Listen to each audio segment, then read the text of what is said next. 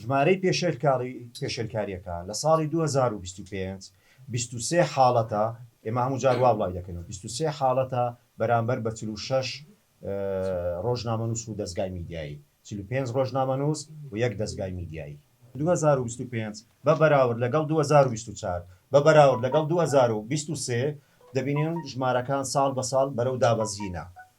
ساڵی 2023 84 پێشێلکاریمان هەبووە، ساڵی 2024 73 پێشێلکاریمان هەبووە، ساڵی 2025 46 پێشێلکاریمان هەبوو بەرامبەر بە ڕۆژنامەنووسان و دەستگاکانی میدیاەوە بۆ ڕوونکردنەوە.